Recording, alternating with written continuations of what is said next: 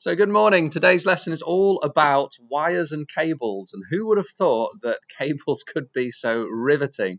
Um, uh, yeah, I know it's not perhaps the most inspiring topic for today's lesson, but we want to understand the difference between wired and wireless. Why is it that you get so much faster speed when you are connected with a wired cable than a wireless cable? How fast can you go? What are the theoretical limits? And why is the actual speed lower than the theoretical limits? How fast is wireless going to be in the future? What's the difference between the different connectivity mediums, as in a copper cable and a fiber optic cable? What's actually inside a network cable? In my forum room this morning, someone had unplugged the Cat5 cable, the network cable, so I could log in, but I didn't have access to anything to do the register or anything like that. But if you chopped open a network cable, what would you see? How does it work? What's the difference in price and performance, latency and bandwidth? And how are they used differently? What's the difference between high speed, ultra fast, all of these types of things? So we know that we need to be able to transmit data between devices. We know that you can plug a wire in, but it's more convenient to do it wirelessly. We know that it's generally faster with a wire, but not always. And we know there's all sorts of different protocols like Bluetooth and AirDrop and NFC and AirPlay and all sorts of others. Cables have been around for years, and actually at this point I might deviate a little bit to draw a little diagram. In the olden days, if you wanted to connect computers, so this is my old-fashioned computer, and I used to play network games with a friend of mine who lived across the fields from me. So I used to pack up my computer, carry it in a bag, walk a mile across the fields to go to my friend's house, set on my computer, and we connect a cable from my computer into his. So the internet wasn't really a big thing back then. It was before the days of Google. So we'd plug a cable from one computer into the other, and we'd play old-fashioned games like Command and Conquer and the original Grand Theft Auto, things like that. Now, these cables, if you had a look inside of them, were parallel cables, as in if you wanted to send 8 bits of data, you'd need 1, 2, 3, 4, 5, 6, 7, 8 cables, 8 copper connections to be able to send a byte at a time. And then, bizarrely, it turned out that you could get a faster game connection if you used a serial cable, which was just 2 bits of copper inside some plastic. And how on earth did that work, where you had fewer cables, but you could get more data per second? So most connectivity nowadays is serial. That means instead of sending all of the zeros and ones at once on separate cables, you send them one after another, as in zeros and ones, on and off over time down the same cable. So that's how most things work now. I'm not going to explain why that's faster, but we've been able to communicate wirelessly and through wires for hundreds of years. Broadband is undergoing a transition from copper cables, the nasty, slow, low-quality telegraph cables invented hundreds of years ago, to being fiber optic, because light travels with less degradation. It decreases in quality less over distance and time, and you can get more bits per second by switching lights on and off than you can by switching electricity on and off. The actual physics of why that's the case is fascinating, but well beyond the scope of GCSE. So the things you need to remember is, do you have fiber to the cabinet?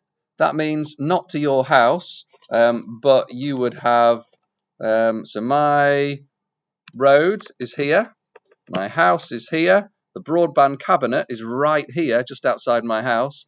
If it's fiber to cabinet, there is an underground fiber optic cable to the cabinet, and then there's a copper wire from the exchange to my house. If I want it even faster, then we can get fiber to the premises. So you should remember these acronyms here, FTTC and FTTP.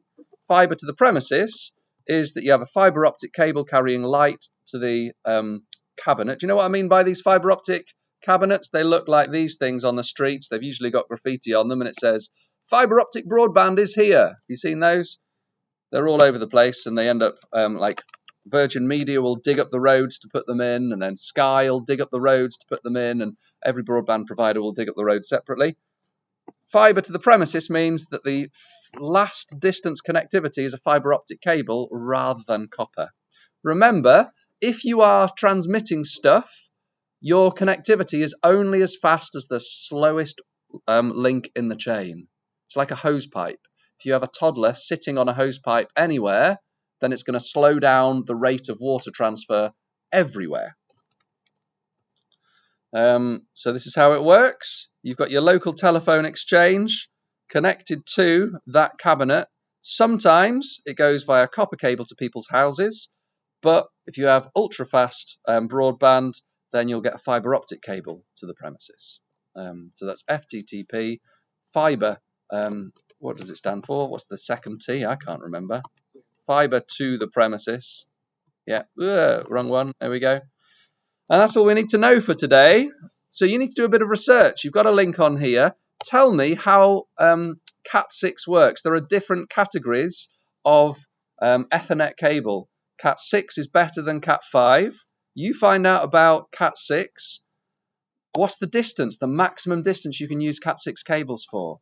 What is its bandwidth? What's its latency? What's it used for? And the same for fiber optic cable. So just as a bit of a recap, how it works, you need to explain roughly how this works, as in Cat6 means category 6. It's like an industrial standard. Cat6 is going to be faster and better than Cat5. You have unshielded twisted pair. That's UTP. What does that mean? Well, in cables, the cheapest cable that you can buy is just plastic wrapped around one piece of metal. That's fairly pointless for communications because you need two cables to be able to detect a signal. As in, if electricity is on or electricity is off, you need kind of some power involved there, like 0 volts or 5 volts or 12 volts or 3 volts, doesn't really matter. So if you want to send a signal, you need two wires inside, because then one can be connected to 0 volts and the other one can be your signal, and you can compare the two. The problem is, if you have two long wires, then it's subject to interference. So there's ways around that. What do I mean by interference? I mean like atmospheric interference or from Wi-Fi or from stuff like that.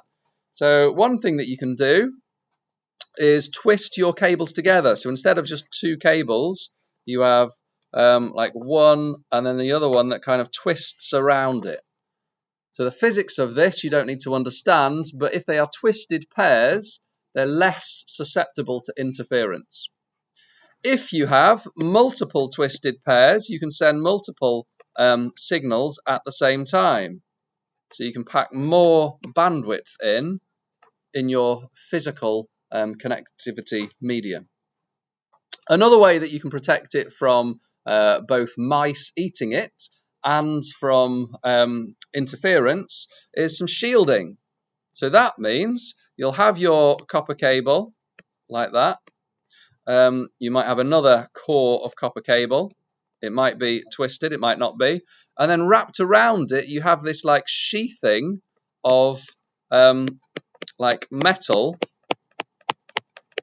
that kind of absorbs the interference and shields it from it. So UTP is unshielded twisted pair. You don't have that last section. You only have pairs of twisted cable all around. So that's how Cat6 works. You've got multiple cores of unshielded twisted cable. Fiber optic works slightly differently. So you might think that fiber optic can only go in straight lines, because how can light go around corners? Well, some of the magics of physics means that if you have a slightly bendy fiber optic cable, fiber optic works by putting a little LED on one side and shining a light, and then the light bounces, and due to a part of physics known as total internal reflection, the light just bounces off the sides of the fiber optic cable. So it can go round corners. It can't go round 90-degree bends. If you do that, you'll snap your fiber optic cable. So Cat6 is much more flexible. You can put Cat6 like in any position or orientation. Fiber optic, you've got to be really carefully. You can gently coax it round corners, but in smooth bends. Anything more and it'll snap. You tend to put fiber optic underground, and if it snaps whilst it's underground, it's a right pain in the backside to fix. You've got to be really, really carefully. You will see the broadband providers with their big lorries, and on the back of their lorries, they'll have a huge reel of fiber optic cable. And they have these machines that carefully feed the fiber optic into the pipe. And they gently unwind the pipe so it just pushes it underground really carefully so it doesn't snap. But a great question from the class, why is there a maximum range? So hopefully you've established that Cat6 is short range, as in usually only up to about 100 meters. So it's great for inside buildings. The computers you're sat at the moment, if you're in school, are connected using probably Cat5 cables, because it only needs to go a couple of meters from there to the switch on the wall.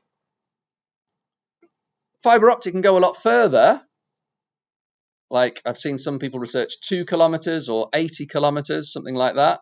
But obviously if you have, this is the United Kingdom and this is America, not to scale obviously. And if you've got a fiber optic cable connecting the two, that's more than 2 kilometers or more than 80 kilometers. So how does that work? It means you've got a fiber optic cable and then you've got a repeater. You've got a fiber optic cable, a repeater, a fiber optic cable and a repeater. What is a repeater and how does it work? Well, you have your fiber optic cable that shines light like this. There's an LED that blasts off the light down the fiber optic cable. And then you have an LDR, a light dependent resistor, a detector. It detects all the light that lands on it. And then if it detects light, it's just connected up to a power source and another LED that then repeats it. Why is that necessary? Well, you'll know if you shine a torch at somebody's face, close up, it's so bright it hurts. If you're a mile away, you can barely see it. So the further away you are, the more that signal attenuates, degenerates, gets weaker. And it's the same for electricity as it is for light. The signal decreases in strength and clarity over distance. Okay, so the final activity on here is just making sure you're crystal clear what these stand for UTP and what they mean, please. So you can check the PowerPoint, you can check the link at the top, fill these in. And then if you've got some time, do a little bit of research. Find out for me how much it costs to get fibre to the premises broadband. How much does it cost to get fibre to cabinet? What's the difference in speed? How much does it cost to just get good old-fashioned copper cable broadband? What's the difference in speed?